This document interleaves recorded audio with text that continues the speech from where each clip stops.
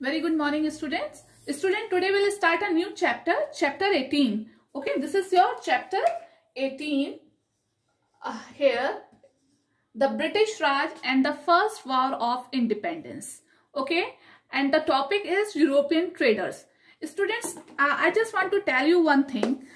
कि throughout history, if you read your history, तो for our country, हमारी India पे बच्चों कहीं ना कहीं से कुछ जो बाहर आउटसाइडर्स थे, बाहर की जो कंट्रीज थी, उन्होंने उस पे अपना उसको ट्राई करा है रूल करने के लिए. ठीक है, रूल मीन्स शासन होता है.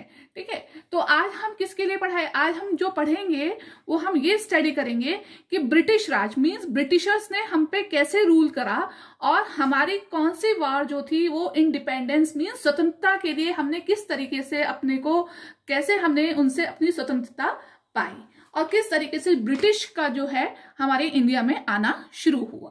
ठीक है, तो फर्स्ट ऑफ ऑल हम स्टडी करते हैं टॉपिक यूरोपियन ट्रेडर.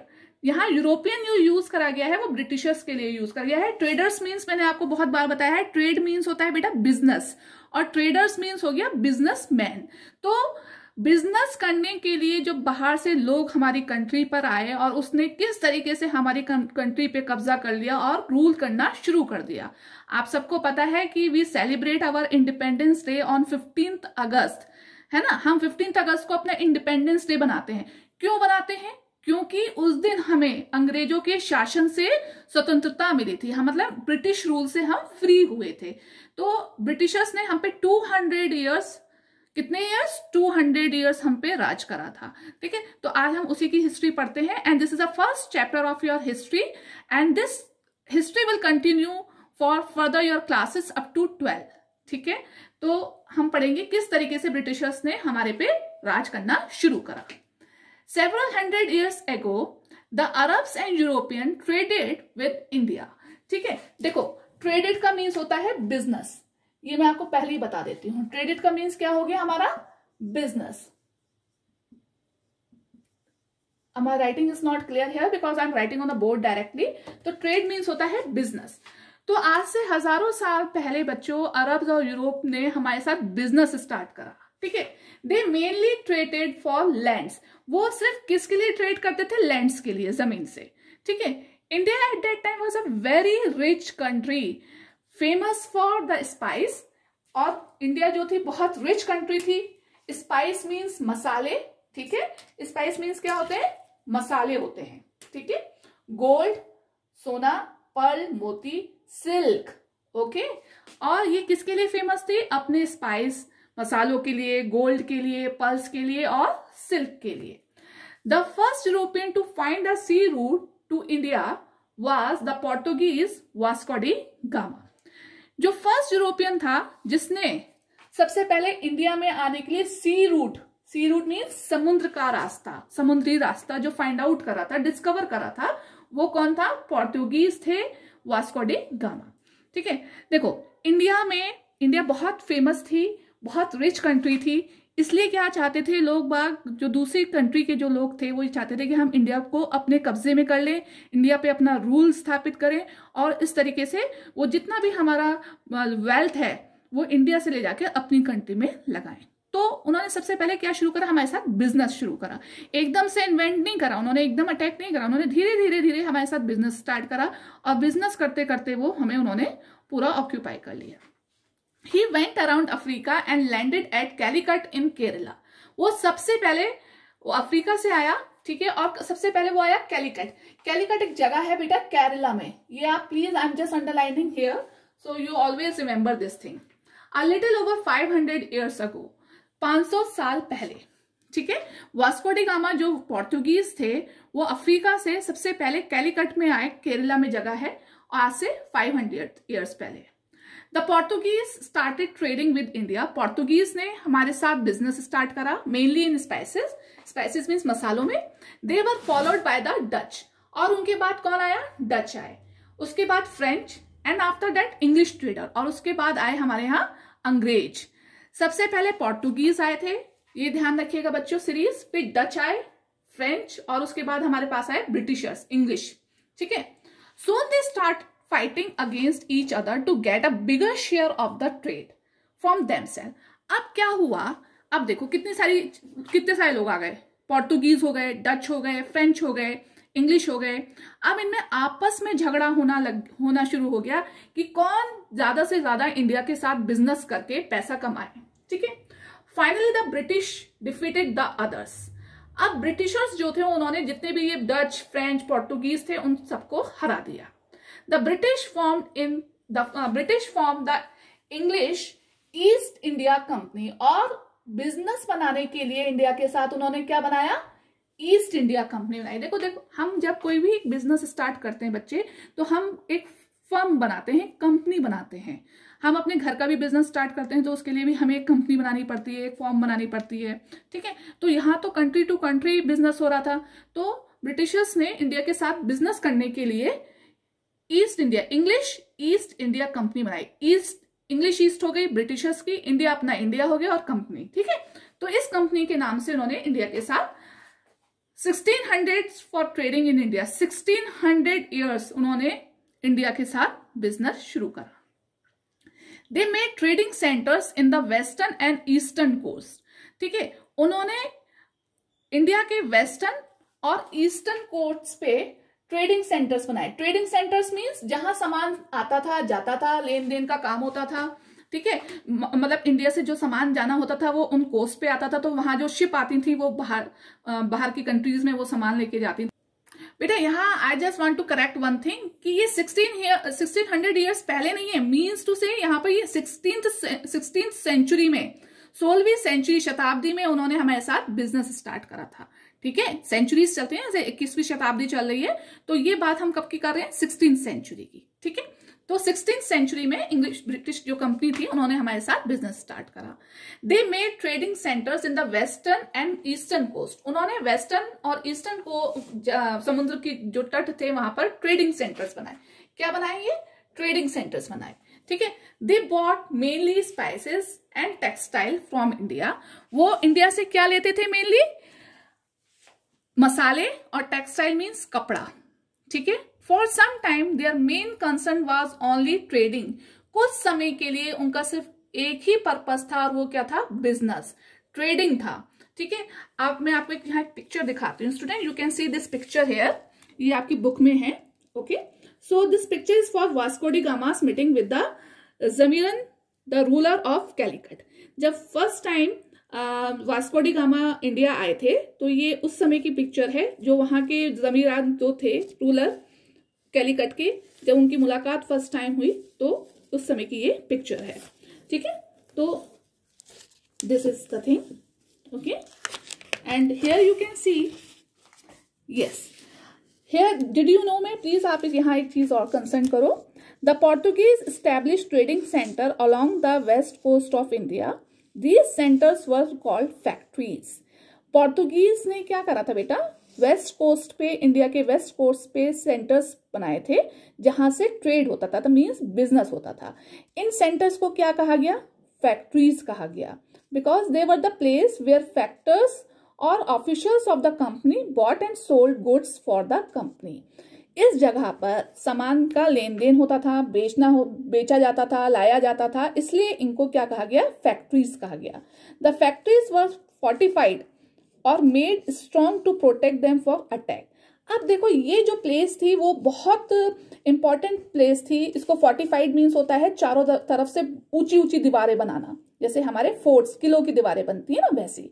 ठीक है, इनमें किलो जैसी इतनी ऊंची ऊंची दीवारें बनाई गई फोर्ट्स की तरह, जिससे कि इन्हें अटैक से बचाया जाए। अब अटैक कौन करता था, डेकॉर्ड्स जो हुआ करते थे, लुटेरे जो हुआ करते थे, उनसे प्रोटेक्ट करने के लिए इसको, इन फैक्ट्रीज को फोर्टिफाइड करा गया।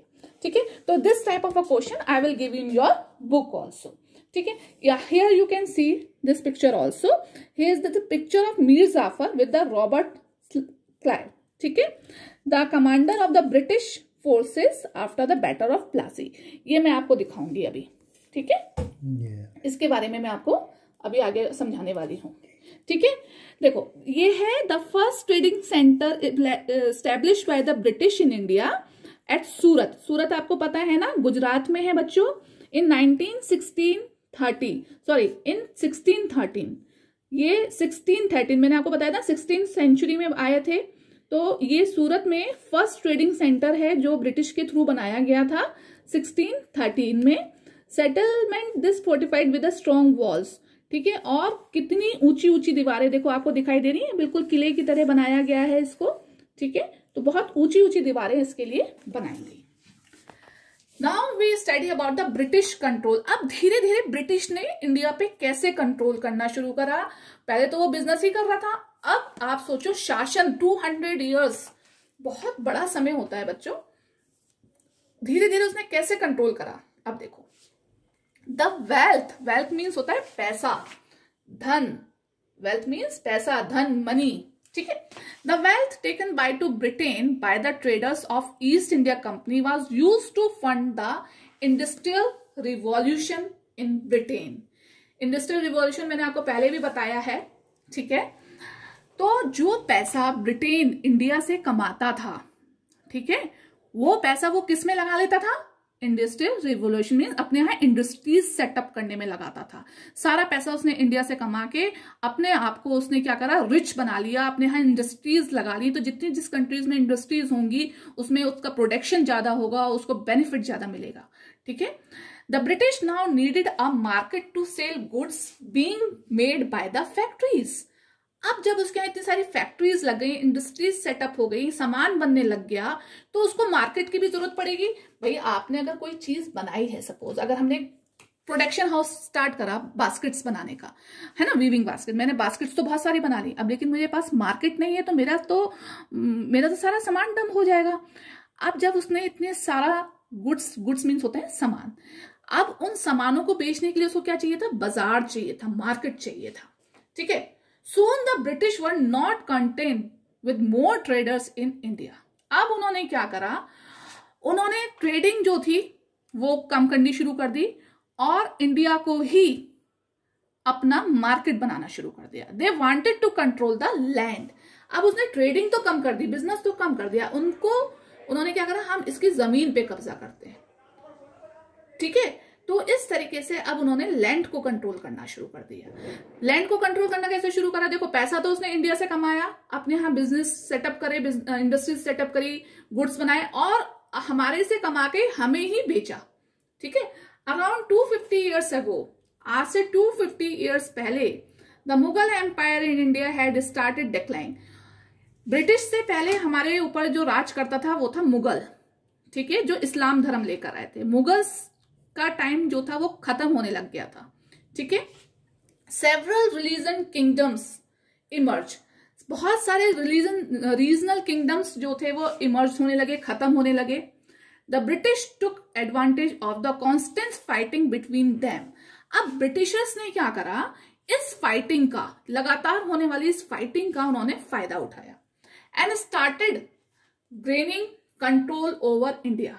और उन्होंने क्या करना शुरू करा, धीरे धीरे, कहते हैं ना दो जनों की लड़ाई में तीसरे को फायदा होता है, तो उन्होंने मुस्लिम्स और हिंदू जो राजा थे, मुगल राजा और जो हिंदू राजा थे, उन दोनों के बीच की लड़ाई में अपना फायदा करा और धीरे धीरे इंडिया पे कंट्रोल करना शुरू कर दिया।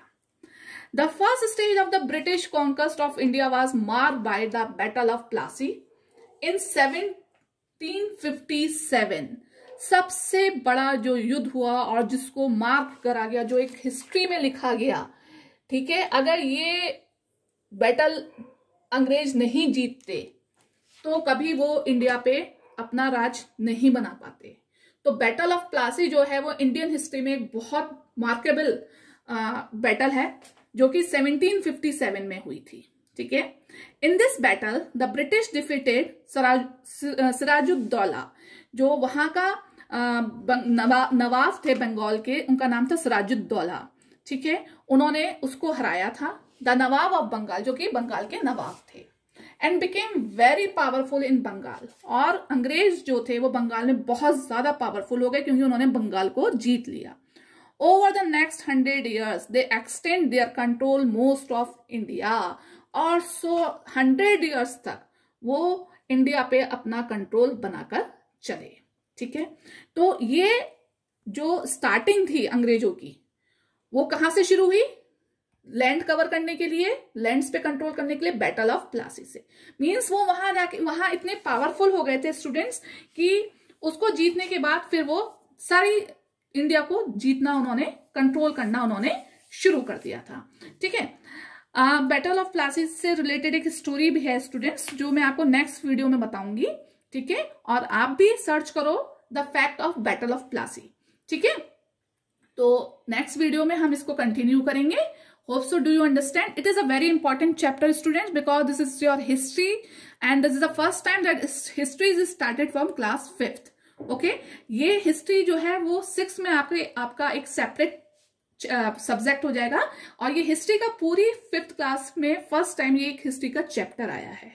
ठीक है, तो इसको समझना, इसको पढ़ना, इट्स वेरी इंटरेस्टिंग, बहुत अच्छा है, इंटरेस्ट क्रिएट होगा। आपको पता होना चाहिए कि हमारी कंट्री की क्या हिस्ट्री रही, हम इंडिपेंडेंस डे क्यों सेलिब्रेट करते हैं। ठीक है, ऐसा क्या था जो हम गुलाम बन के रहे, वो भी 200 ईयर्स।